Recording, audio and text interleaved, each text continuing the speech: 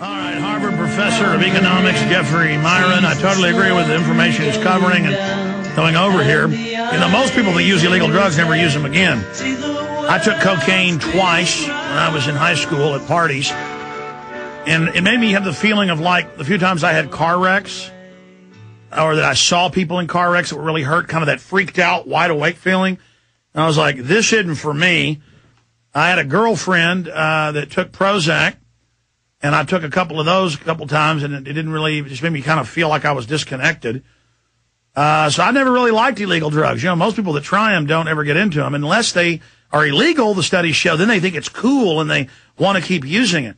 But I don't like marijuana. I don't like anything but caffeine now these days. I don't even drink beer. But going back to our guest, Professor Miron, finishing up here in the time we have, we appreciate your time.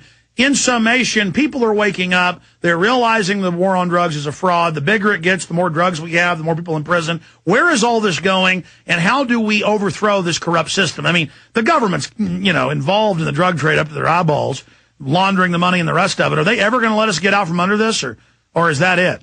Well, I think it's partially up to the people to send a clear signal to the government that they wanted to change. Politicians are like anybody else. They want to succeed, and for politicians, succeeding means getting reelected. So if there were a widespread support amongst the voters for changing the laws, I think the laws would change. The fact is that so far, people don't seem to see, not enough of the people see the wisdom of changing our laws, and so we're sort of stuck with the ones that we've got. So I wouldn't put the onus just on the politicians. I think we need to get more people to think about the issues as well. Absolutely. But, I mean, studying this, I've seen the numbers, but is the worm starting to turn? Are people really starting to get what a ridiculous fraud this war on drugs is?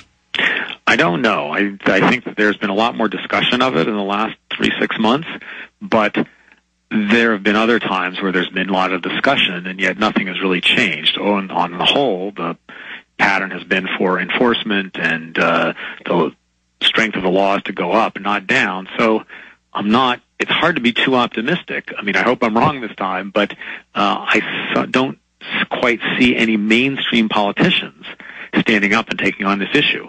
You know, talk radio takes it on, and certain mainstream media types have taken it on, so it is getting more airtime, but it's not obvious it's getting enough attention from the right people for there to be a change.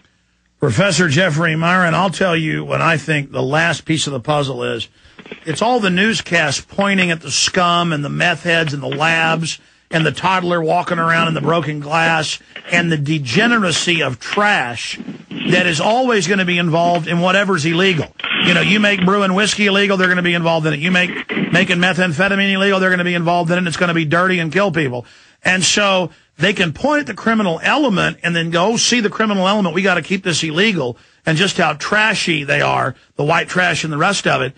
But the criminal element's going to be what, you know, always involved with wherever they can make a quick buck. So that isn't an honest argument, in my opinion.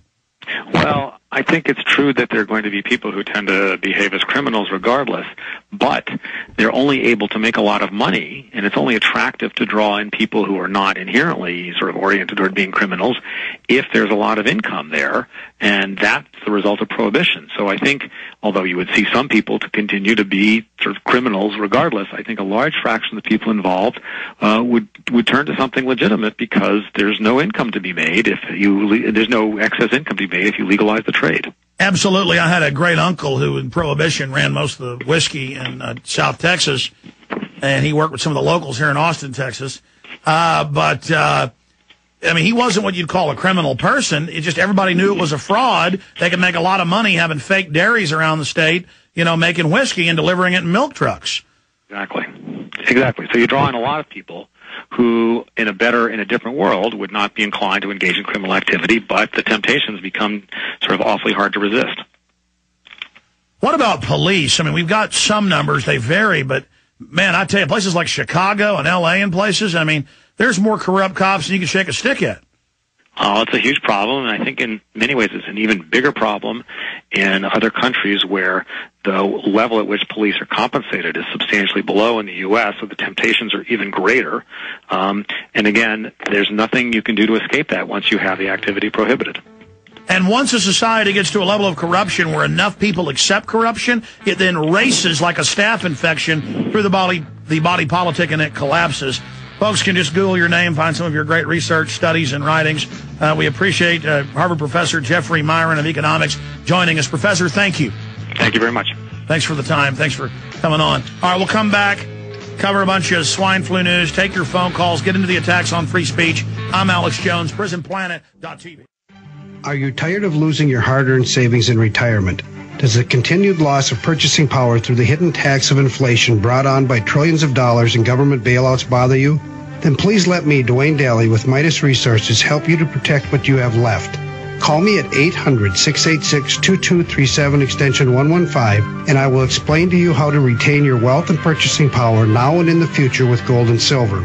Gold and silver have been a form of currency for 6,000 years compared to our present fiat currency, which has only been in existence for 38 years and failing fast. Call me, Dwayne Daly, at 800-686-2237, extension 115, to start your protection of wealth today.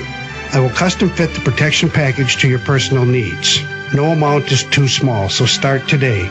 Call Dwayne Daly with Midas Resources at 800-686-2237, extension 115 for your gold and silver protection portfolio.